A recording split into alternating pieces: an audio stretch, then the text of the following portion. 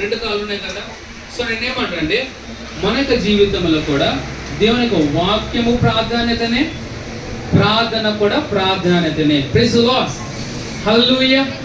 ఇలా చెప్పండి, ప్రార్థన అంటే దేవునితో మాట్లాడటము, వాక్యం అంటే దేవుడు నాతో మాట్లాడటము. Praise the lord. మరి ఎంతమంది ప్రతిరోజు దేవుని యొక్క మాటలు మీరు వింటున్నారండి? వాక్యం చదువుతున్నారా? వాక్యం ధ్యానిస్తున్నారా? వాక్యానుసారంగా చూస్తున్నారా? Praise the Lord. సరే, ఏ విషయమైనా సరే మనకి విశ్వాసము పెరగాలి, అదే ఆ విషయంలో మనకు విశ్వాసం బలంగా ఉండాలనుకోండి, ఆ విషయాన్ని గురించి మనం ఎక్కువ వినాలండి. Praise the Lord.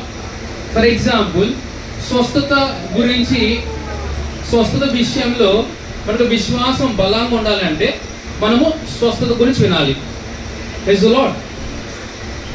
అదేవిధంగా దేవునికి ఆత్మతో నడవడము అనేది మనము నేర్చుకోవాలంటే దేవుడికి ఆత్మ చేత ఎలా నడిపింపబడాలో దాని విషయం గురించి ఎక్కువ వినాలి. Praise the Lord. నా మాట వింటున్నారా? అదేవిధంగా ప్రార్థన గురించి మనము ప్రార్థనలో బలపరచబడాలి అంటే దేని గురించి వినాలి? ప్రార్థన గురించి వినాలి. Praise the Lord. నా మాట అర్థమవుతున్నాయా? సరే, వేసవి కాలంలో మీరు చాలా మంది మ్యాంగోస్ తిన్నారా? మ్యాంగో జ్యూస్ తాగారా? ఇప్పుడు కదా చలికాలం తింటారా? వర్షాకాలంలో తింటారా? Praise the Lord. సరే, ఈ ఋతువులన్నీ ఎక్కడి నుంచి వస్తాయండి? సీజన్స్. లైక్ ఎండాకాలము, వానాకాలము, వర్షాకాలము, చలికాలము, ఇవన్నీ ఎక్కడి నుంచి వస్తాయి?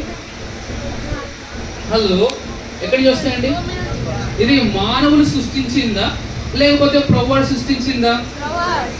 సో ఏ మానవుడు కూడా మిమ్మల్ని మోసపుచ్చడానికి మీరు అవకాశం ఇవ్వకండి. ఎండాకాలం అండి, ఎక్కువ ఎండలో తిరగకండి, మీకు ఎండ దెబ్బ తగులుతుంది. వర్షాకాలం అండి, వర్షంలో తడవకండి, మీకు జలుబు చేస్తుంది. ఇప్పుడు ఋతువులు ఇచ్చిన ప్రభు వాళ్ళకి తెలియదా ఈ ఎండను బట్టి, ఒక వర్షాన్ని బట్టి మన అనారోగ్యం పాలవుతాం అనేసి? నేనేమంటానంటే దేవుని నుండి వచ్చిన ప్రతిదీ కూడా మనకు మేలు కొరకండి. Praise the lord.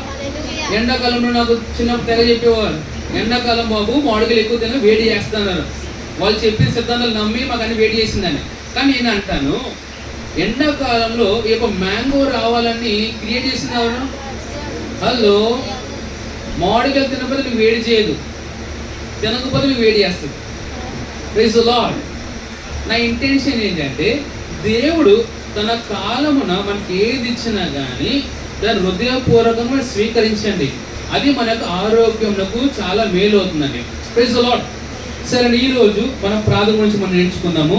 ఒక 5 విషయాలు మీకు చెప్తాను. రాసుకున్న వాళ్ళందరూ రాసుకోండి, ప్రార్థనను రాసుకోండి.